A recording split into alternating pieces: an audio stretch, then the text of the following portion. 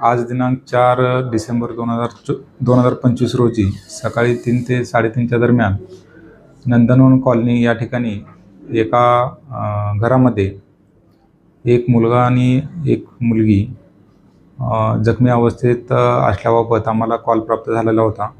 आम्ही त्या ठिकाणी जाईपर्यंत सदर जखमी मुलाला आणि मुलीला शेजाऱ्यांनी हॉस्पिटलाइज केलेले होते.